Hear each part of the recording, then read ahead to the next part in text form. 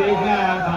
अभी चंदन ने बात कही ना कि मैंने उनके लिए कहा था चुनावी सभा में, शायद फुलकाजी में सभा थी, बोलने में ही थी, रात हो गई।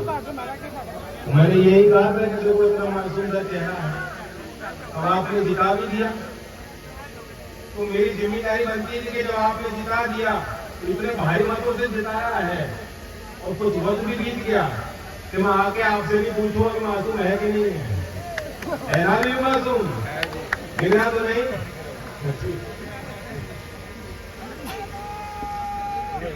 ऐसे ही पहचान बनती है। संजय जी के साथ मैंने बहुत करीब रहकर काम किया, उनके मूल स्वभाव को मैंने, चरित्र को मैंने समझा और देखा, पहचाना, और चंदन के अंदर भी वही गुण होंगे।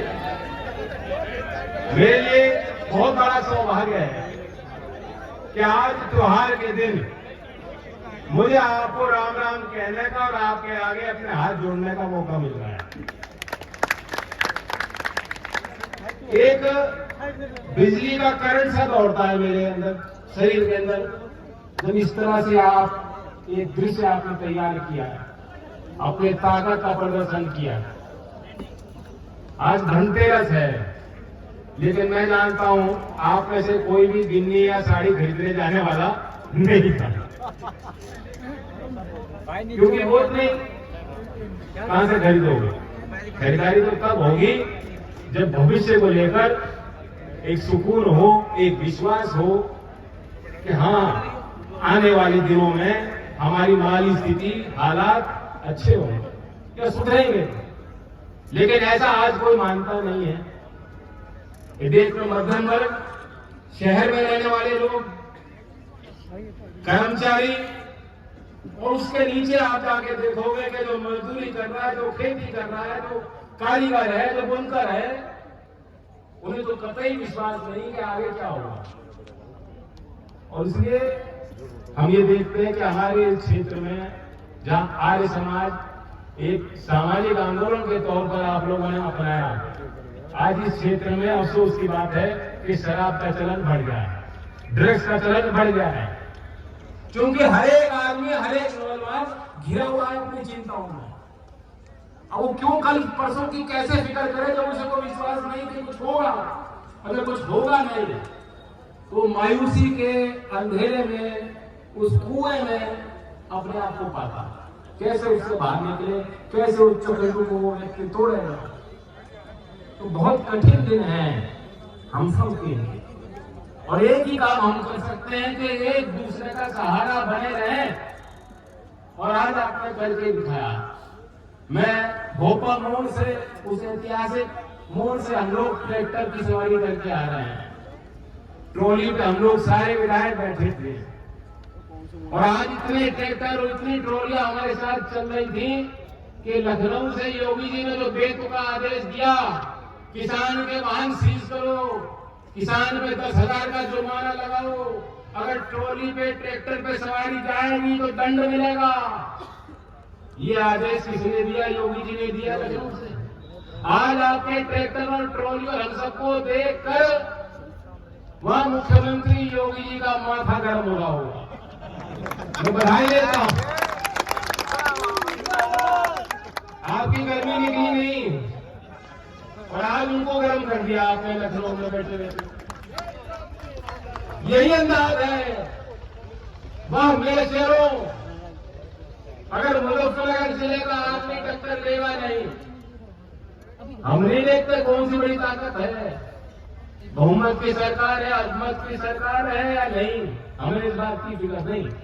जो सही है तो सही है, और कमजोर का साथ देना हमेशा, ये हमारी फितरत है, ये हमारे संस्कार है, ये हमारा खून है, ये हमारी परंपराएं हैं।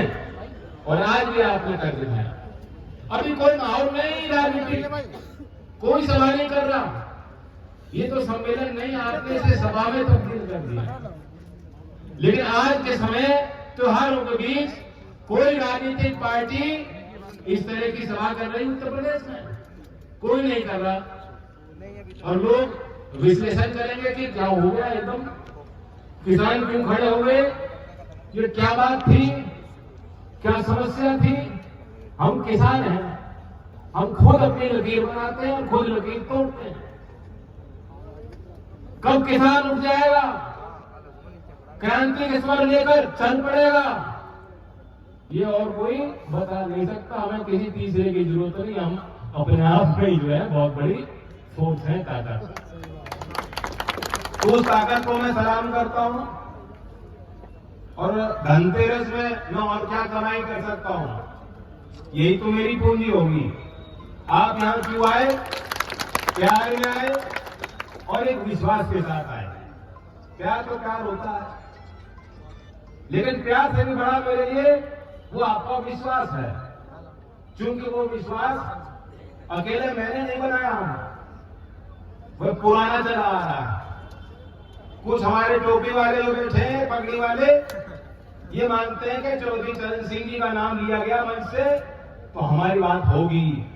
इस विश्वास के साथ आप आए और ये नौजवान यहाँ आए हैं, जितना खून इनका गर्म है उतना मेरा गर्म है, देखते हैं।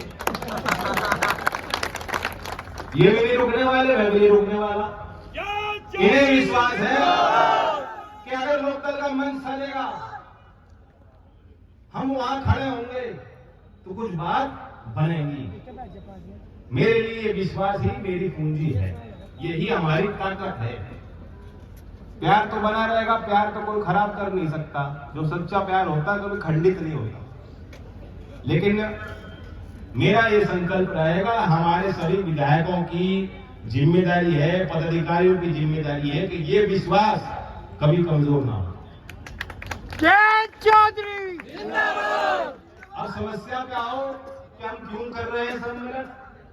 सम्मेलन नहीं, हम तो धरना भी कर सकते थे, पंचायत भी कर सकते थे, हम इसे दूसरा रूप भी दे सकते थे। लेकिन हमने ये समझा कि अभी आंदोलन का तो वक्त आएगा, अभी आवश्यकता है कि हम संवाद करें, हम अपने वैचारिक दृष्टिकोण को मजबूत करें, उसे आगे रखें। हमारी कमजोरी तब आती है जब किसान सिमट के अकेला खड़ा हो जाता है। समाज में अकेला नहीं, किसान के साथ मजदूर भी चलता है, किसान के साथ मिल में कर्मचारी भी, इनका भी हित है। जो छोटे व्यापार है, जो जुड़े हैं उन छोटे व्यापारों से, उनका भी हित है। जो रिक्शा ठेली चलाते हैं शहर में, उनका भी हित है। जिन पे जो गांव में रहते हैं, जिन पे जमीनें कम हो, जमीनों से उनका गुजारा नहीं है, खेती नहीं करते, उनका भी हित है। लेकिन जब वो कभी कभी आंदोलन होता है तो कुछ हमारे मित्र हैं मीडिया वाले बहक जाते हैं, वो लिख देते हैं ये एक किसान की लड़ाई अकेली नहीं है, और किसान में भी एक जाति की लड़ाई नहीं है। एक जाति का अकेला वर्चस्व ना तो किसी क्षेत्र में कायम रह सकता है, ना कभी समाज में कायम रह सकता है। समाज तो सबसे बनता है और किसान भी सबसे बनते हैं, और किसान लड़ रहे हैं तो सबके लिए लड़ रहे हैं। ये बात हमें औरों को भी समझानी होगी, इसलिए हम सम्मेलन कर रहे हैं कि हम अपने तरीके से प्यार से अपने मुद्दे बता रहे हैं। और सुन रहा है कोई प्रशासन में, सुन रहा है कोई यहाँ जिले में, सुन रहे होंगे लोग बिजनौर लोकसभा के मतदाता, और सुनेंगे लखनऊ में बैठे लोग, कान खुलेंगे, उन्हें एहसास होगा कि हक और हुकूक की लड़ाई कौन लड़ रहा है। आज मैं आपके बीच मंदिर की, मस्जिद की, गुरुद्वारे की, त्योहार की बात करने नहीं आया। आप सब लोग नहीं आए ये बात करने। आज आपके बीच में कबूतर की और चीते की तो बात कतई नहीं करूंगा। प्रधानमंत्री जी कह रहे हैं पहले कबूतर छोड़ते थे, अब चीते छोड़ रहे हैं। ये कोई उपलब्धि हुई? कबूतर तो शांति की निशानी थी। आपने देखा होगा अंतरराष्ट्रीय लेवल पर ये पुरानी परंपरा चल रही है, कोई समारोह होगा तो कबूतर सफेद छोड़ दिए जाते थे, क्योंकि पीस। और चीता किस चीज की निशानी मैं तो नहीं जानता।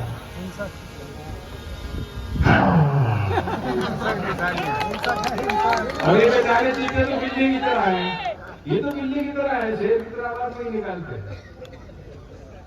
कह रहे हमें इसकी बात नहीं करनी, हमें अपनी बात करनी। आज हालात बेहद खराब हैं, वित्तीय स्थिति, वित्तीय संकट देश के आगे है। सरकार अभी भी मनमानी कर रही, सरकार मानने को तैयार नहीं है।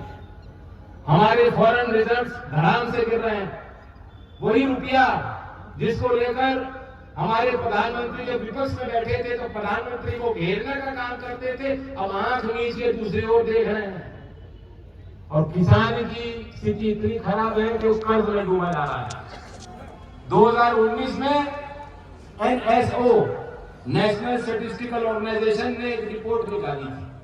उन्होंने सर्वेक्षण किया कि हमारे गांव देहात में देश भर के किसानों की माली हालत क्या है, कर्जा कितना है, जमीनें कितनी हैं। और उन्होंने पाया कि 2013 से 2018 के 5 साल में एक औसतन गांव देहात के परिवार पे, किसान के परिवार पे जो कर्ज था 5 साल में 58% कर्जा बढ़ गया है। औसतन हर एक किसान पे 74,000 रुपए का कर्ज 2018 का वो आंकड़ा मैं आपके बीच रखा हूं। 74,000 रुपए का कर्जा है सबसे, कुछ पे ज्यादा है, कुछ पे कम है। और वो सब बैंक से नहीं, क्रेडिट कार्ड से नहीं, दूसरे रास्तों से आपने पैसे जोड़ के आज खेती करते हो, बच्चों की फीस जमा करते हो, घर के खर्चे निकालते हो। मिल वाले आपको समय में पेमेंट देते नहीं, बिजली विभाग वाले आपके पीछे भागते हैं। कुर्की होगी घर की, बेइज्जती करो किसान की, जो 10,000 रुपए नहीं चुका पाएगा उसको जलील करो। पूरी सरकार, पूरा सरकारी तंत्र आपके दरवाजे आपसे लेने आ जाता है, लेकिन जब आपका हक है जो आपको मिल नहीं रहा, आपको वंचित रखा जा रहा है, वह सरकार आपको कहीं दिखाई नहीं देती। 14 दिन में पेमेंट हो जाएगा। आज कोई कह भी रहा है 14 दिन की बात। कौन कह रहा है 14 दिन की बात? भूल गए सब लोग, भूल गई सरकार, कोई नहीं दोहरा रहा इस बात को। तो कटु सत्य है, इस सरकार ने बार बार किसानों को छला है, झूठ बोला है, झूठे वादे किए हैं। गृह मंत्री अमित शाह जी कह रहे थे कि किसान को तो गिलाएगा नहीं, हमें एक मौका दोबारा दे दो, 5 साल किसान के नहीं आने का। वही सरकार अभी विधानसभा सत्र में कहती है कि हम बिजली पे कोई छूट किसान को नहीं दे सकते। मैं जब यहाँ आया था चुनाव के पहले, आपने मुझे कहा कि यहाँ मिल का विस्तार हो जाएगा तो हमारा गन्ना, हमने प्रोडक्शन को बढ़ाया है। ये जो हमने गन्ने की वैरायटी 238 चलाई, उससे हमारा प्रोडक्शन बढ़ गया, रिकवरी बढ़ गई, बहुत तरक्की की। किसानों ने अपने मेहनत से ये सब तैयार किया, लेकिन उसका फल किसानों को नहीं मिल रहा। आपने कहा यहाँ मिल का विस्तार हो जाएगा तो हमें भटकना नहीं पड़ेगा, हमें भी फायदा है, मिल को भी फायदा है, कर्मचारी को भी फायदा है, व्यापारी को भी फायदा है, मजदूर को भी फायदा है। इसलिए मैंने चुनावी मंच में इस बात को कहा था कि हमारी सरकार बन जाएगी तो हमारी नजर इस पर रहेगी, इसका जो आप विस्तारीकरण चाहते हो हम करेंगे। आज 2500 TCD की इसकी कैपेसिटी है, 25,000 क्विंटल की इसकी कैपेसिटी है। ये 75,000 भी हो जाए, इसे 3 गुना भी अगर सरकार कर देगी तो मैं मानता हूं कि वह भी कम है। भरपाई किसान यहाँ क्षेत्र का कर देगा। कर दोगे कि नहीं कर दोगे? और आज गन्ने की स्थिति इसलिए भी खराब है कि जो कोयलों का उद्योग था उनको भी कसा जा रहा है। हम लोग NCR में आ गए, शामली मुजफ्फरनगर जिला अब NCR में है, नेशनल कैपिटल रीजन, राजधानी का हिस्सा बन गए। कितनी खुशी की बात है, राजधानी का हिस्सा बन गया। दिल्ली जाने की जरूरत नहीं, दिल्ली जैसी सुविधा मुजफ्फरनगर में मिलेगी। सड़क मिल रही है क्या? ये कुछ भी नाम क्या सुविधा मिल रही मैं पूछता हूँ। वही बीजेपी की हरियाणा की सरकार है, उन्होंने योजना बना दी और उनके अंतर्गत जो NCR में हरियाणा प्रदेश की जितने जिले और जितनी जमीन आती थी, वहां की राज्य सरकार ने योजना बना ली, प्रस्ताव तैयार कर लिया कि 33% कटौती करेंगे। वापिस NCR से हम चाहते हैं NCR से हटाकर दोबारा हमारा शासन उसमें चले। वो दूसरी राह पकड़ रहे हैं। यूपी की सरकार की कोई तैयारी नहीं है।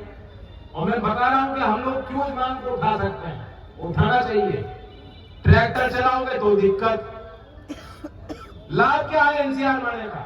कोयले वालों को क्यों घेर रहे हैं? ईंट भट्टे वाले उद्योग को क्यों घेरा जा रहा है? तो पॉल्यूशन हो जाएगा, पॉल्यूशन हो जाएगा। एनसीआर में हुआ सुविधा कुछ नहीं है। अगर एनसीआर बोर्ड कोई बड़ी परियोजना लाए मुजफ्फरनगर शामली के लिए, सड़कों के लिए, विकास के लिए, औद्योगिकरण के लिए, तो हम लोग कहेंगे हाँ हम राजधानी का हिस्सा बनना चाहते हैं, एनसीआर में आना चाहते हैं। लेकिन जो मैं महसूस कर रहा हूं लोगों से कि जो एनसीआर में जिस क्षेत्र को जोड़ा गया वहां के लोग निराश हैं, हताश हैं और वो चाहते हैं कि एनसीआर से हमें दूर रखा जाए। ये बात सही व्यवहारिक लग रही है कि नहीं? आपका कर्जा बढ़ गया है, समय पे पेमेंट हो नहीं रहा, आपके मसलों पे कोई चर्चा ही नहीं है। वो पटल पे कैसे आएगा जब कोई उस मुद्दे पे गंभीर नहीं, कहीं चर्चा नहीं हुई। हमने विस्तारीकरण की बात की, इस मेले की योगी आदित्यनाथ ने बात की। चुनावी सभा में आज वो मुख्यमंत्री है, उससे पहले भी मुख्यमंत्री थे, दूसरा मौका आपको दे दिया। अब मुजफ्फरनगर के आदमी तो बहुत मिठाई खाए, यहाँ भी रेवड़ी बांटने लगता है, यहाँ भी रेवड़ी बांटने चले गए, कुछ नहीं दिया। वही सरकार है, वही लोग हैं। विधानसभा में जब हमारे आपके विधायक ने मुद्दा उठाया, उन्होंने कहा हमारी तो कोई योजना ही नहीं है। और उस सवाल को आप देखेंगे, इसका दूसरा अंक था, प्रश्न का दूसरा भाग था, उसमें कहा तो फिर क्या? उन्होंने कहा इसकी आर्थिक स्थिति अच्छी नहीं है इस मिल की, और इसलिए इसको कर्जा भी नहीं मिलेगा। हम क्या सरकार से मांग कर रहे हैं या ओरिएंटल बैंक ऑफ कॉमर्स से मांग कर रहे हैं? हम क्या ये कह रहे हैं कि स्टेट बैंक वाले इनको लोन दे दो? नहीं, हम मांग कर रहे हैं योगी जी से कि सहकारी मिल है, सहकारियों की मिल की वित्तीय स्थिति के लिए, संकट के लिए सरकार जिम्मेदार है, किसान जिम्मेदार नहीं है। दंड देना हो तो जिन लोगों ने गबन किया उन पे दंड दो, किसान को दंड मत दीजिए, पेनल्टी किसान पे मत लगाइए। बहुत पैसा लुटा रही सरकार प्रचार में, कार्यक्रमों में बेफिजूल के। आज प्रधानमंत्री रोजगार मेला लगा रहे हैं, रोजगार मेला, और उस मेले में किसी नए आदमी को नौकरी नहीं मिली, जिनको पिछले 1-2-3 साल से नौकरी मिल जानी थी, जिसकी रोकी हुई थी। कह रहे 75,000 नौजवानों को नौकरी देंगे, अपॉइंटमेंट लेटर देंगे। ये देख लेना, अपॉइंटमेंट लेटर में हो सकता है प्रधानमंत्री जी की फोटो भी लगी हो। इतना जता कर, बेइज्जत करके ये रोजगार मेले का खर्चा होगा, भाषण जड़े जाएंगे। नौजवानों को क्या लाभ मिल रहा है इसमें? भर्ती हो रही कोई? 37 लाख लोग उत्तर प्रदेश के, अभी पेट का इम्तिहान हुआ, यहाँ नौजवान कोई था जो पेट का इम्तिहान देने गया?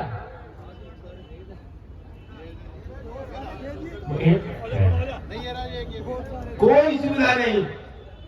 मैं भी मानता हूं भर्ती निकली 10 की और अभ्यर्थी हो गए 10,000, दिक्कतें आएंगी। सरकार को इंतजाम करना चाहिए था। सरकार को मालूम नहीं है कि कितने अभ्यर्थी आ गए, क्या इंतजाम था? ये जलालत है, ये बेइज्जती है युवा शक्ति की। आपके युवाओं की जो मेहनत है, आपको फल नहीं मिल रहा। सरकार की कोई योजना आपके लिए नहीं। मैं कहता हूं मेरी मांग है सम्मेलन में, मैं समझता हूं इस बात को। इतने बड़ी संख्या में लोगों के आवागमन के लिए भी संकट है, सरकार को व्यवस्था करनी कहां से करे। इसलिए मैं मांग करता हूं आगे जो भर्तियां निकले, हर जिले में भर्ती का केंद्र स्थापित होना चाहिए, हर जिले में वहीं की वहीं भर्ती होनी चाहिए। मुजफ्फरनगर के आदमी को ये मत कहो कि तू जाएगा कानपुर, तू जाएगा गाजीपुर, और गाजीपुर के आदमी को चलो तू जा बरेली। कहां से बच्चे खर्चा करके कैसे जा रहे हैं? ठीक है, और बिचौलियों की कमाई होगी। ये मांग व्यवहारिक है क्या? ये प्रस्ताव पारित है सम्मेलन में? भर्ती यही हो, हमारी तो यही बात हो सकती। किसान की बात करेंगे, नौजवान की बात करेंगे। चंदन कह रहा बछड़ों की भी कर लो जी।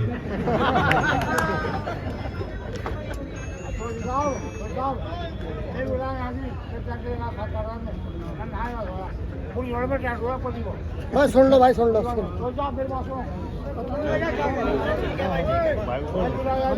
बस थोड़ा सा कम हो और इसमें सोचो, गौ माता गौ माता गौ माता गौ सेवा, ये सब लोग बोलते हैं ना, ये भारतीय जनता पार्टी वाले। गाय तो पालते नहीं, बात खूब कर रहे हैं उसकी और कमाई कर रहे हैं उस बात कर करके। लाखों गाय लंपी डिजीज में प्रभावित हुई, लाखों। तस्वीर आपने देखी है, मरी मरी पड़ी है, गांव गांव में 50-100 मर गई, कोई तैयारी नहीं। टीका कौन सा ले रहे हैं? जो गुजरात की एक प्राइवेट कंपनी जिस टीके को बनाती है, जो शीप और गोट, बकरी और भेड़ के लिए विकसित वो वैक्सीन है, वही वैक्सीन को मोदी जी ने हरी झंडी दी। और हमारी सरकार की संस्था भारतीय कृषि अनुसंधान केंद्र, उन्होंने तो वैक्सीन लंपी के लिए विशेष तौर पे सिर्फ लंपी के लिए विकसित की, आज तक उसको हरी झंडी नहीं। ये क्या भ्रष्टाचार नहीं है? क्या जानबूझ के ये कैम नहीं हो रहा? उन्हें मालूम था, उन्हें घेरते थे तो आपके खेत खराब हो रहे थे, किसान नाराज थे। पिछले चुनाव में यहां से लेकर फैजाबाद में जब कोई चुनाव का विश्लेषण होता था, ये पत्रकार किसान के बीच खड़े होते थे, वहां किसान कहते थे कि हमारी फसल ये जो है ना आवारा, और वो तो सीधा नाम ही निकाल लेते थे, यही लोग कर रहे हैं हमारी फसल। आप तो मुख्यमंत्री और प्रधानमंत्री का नाम लेके कहते हो उनको, कहो मैं भी जानता हूं कहते हो, यही कहते थे पूरा चुनाव में आपने दे। हो सकता है उसी चरित्र के तहत उन्होंने के छुटकारा मिल जाए, एक तीर से 2 निशाने हो जाए।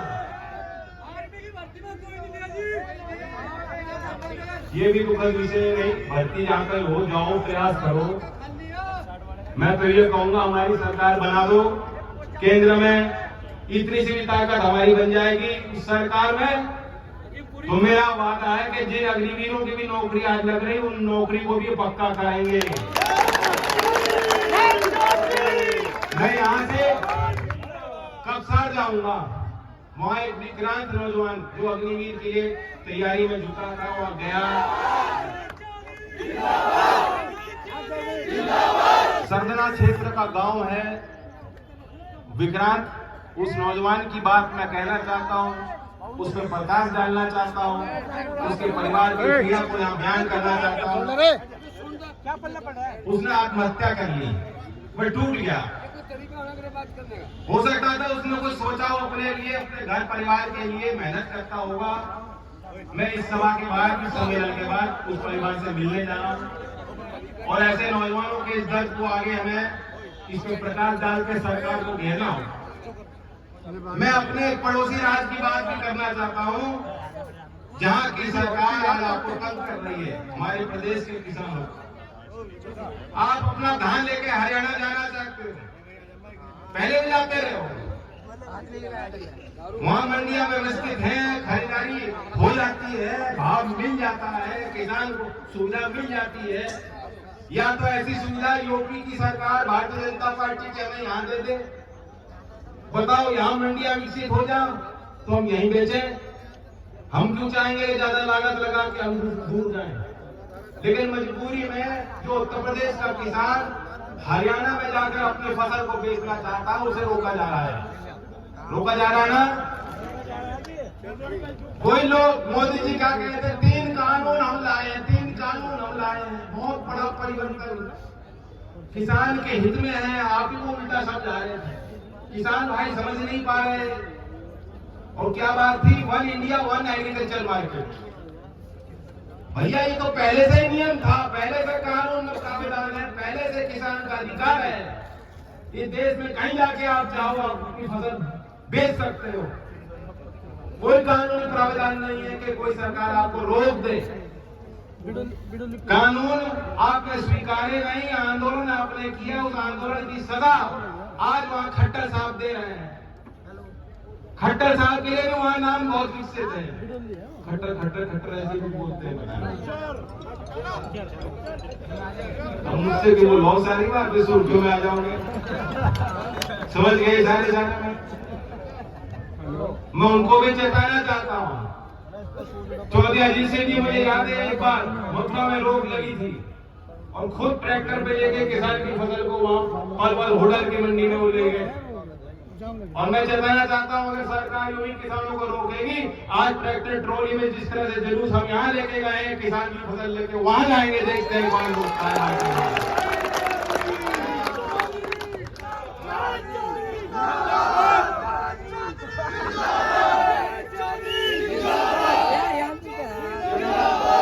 और मैं नौजवानों के लिए एक और बात करना चाहता हूँ, बात करेंगे। मैं आपको बताना चाहता हूँ, आपको जानकारी में होगा, पहले भी हमने दिल्ली में कार्यक्रम किया। 2018 की बात है या फरवरी 2019 की बात, माफ कीजिए। दिल्ली में हमने एक सभा की थी और उसमें बड़े बड़े विपक्षी दल के नेताओं को बुलाया और नौजवानों को इकट्ठा किया और हमने एक सवाल पूछा। आज 21 साल की उम्र में ये नौजवान शादी कर सकते हैं, अपने परिवार के लिए बड़े फैसले ले सकते हैं, ये अपने परिवार का विस्तार कर सकते हैं, बच्चे पैदा कर सकते हैं, माँ और बाप बन सकते हैं। इससे बड़ा कोई फैसला नहीं होता किसी के जीवन में। आप किसी और एक दूसरी जीवन के लिए जिम्मेदार हो जाते हैं। मेरी 2 बेटियां, इसलिए मैं समझ सकता हूँ। आप प्रधान बन सकते हैं, आप पार्षद बन सकते हैं, आप वोट कर सकते हैं, आप ड्राइवर लाइसेंस बना सकते हैं, आप अधिकारी बन सकते हैं, आप अधिकारी भी बन जाओगे, लेकिन आप विधायक और सांसद 21 साल की उम्र में नहीं बन सकते। इस नियम के कोई सर पैर नहीं है। ये नियम मुझे समझ में नहीं आता कि 25 साल की जो हमने रेखा लगा रखी है, क्यों लगा रखी है। मैं जब नौजवान था, मैं तो बहुत मासूम था, इससे भी ज्यादा। आजकल नौजवान तेज पैदा हो रहे हैं। 2 साल का बच्चा भी मोबाइल फोन पे ऐसे करता है, यूं लेफ्ट राइट। सब जानते हो आप, बहुत तेजी से सीख जाते हो। इसलिए नौजवानों, मैं आपकी प्रेरणा से और आपके लिए, आपके खातिर कि नई लीडरशिप पैदा हो, हमें क्षेत्र से नए नेताओं को लाना है, अपने बीच से नए संजय चौहान को पैदा करना है, श्री मुलायम सिंह यादव जी को पैदा करना है, चौधरी अजीत सिंह जी को पैदा करना है, चौधरी चरण सिंह जी को पैदा करना है, सरदार पटेल को पैदा करना है। ये नौजवान ही फैसले ले सकते हैं। इन नौजवानों को ताकत दो। और इसलिए मैं निजी विधेयक संसद में पेश करूंगा और मेरी मांग रहेगी कि 25 साल की उम्र 21 साल कर दी जाए। राजी हो जाए, आप भी राजी हो? ये मैं सोचता था हमारा जाना है, आगे बढ़ाने पड़ेंगे ना नौजवान। मैंने एक बात महसूस की, हमारे क्षेत्र का एक मिजाज, हम लोग पगड़ी का सम्मान करते हैं, पुरानी परंपराओं का आदर करते हैं। इस देश में ये अनोखा है। दूसरे क्षेत्रों में आप जाके देखोगे, ऐसी परंपराएं अभी तक नहीं चल रही। बहुत चीज बदल रही है, हमारे यहाँ भी बहुत चीज बदल रही है, लेकिन अब भी हम अपने बुजुर्गों का मान सम्मान रखना जानते हैं। ये इस क्षेत्र की पहचान, इस पहचान को बना के रखना। लेकिन वही एक बात है कि समय के साथ परिवर्तन भी होना चाहिए और इसलिए नौजवानों के हित में नौजवानों को आगे बढ़ाओ। ये देश का भविष्य है, ये मुजफ्फरनगर का भविष्य है। और उसी तरह से जिस तरह से आपने पिछले चुनाव में ताकत दी, नौजवान को जिताया, विपक्ष को मजबूत किया, हालांकि अभी समय है और हम फैसला लेंगे। मैं चाहूंगा कि जो अगला पड़ाव होगा, पार्लियामेंट के चुनाव का जो बड़ा चुनाव होगा, उसमें भी किसान की आवाज को आप ताकत देना। धन्यवाद। जय हिंद, जय भारत।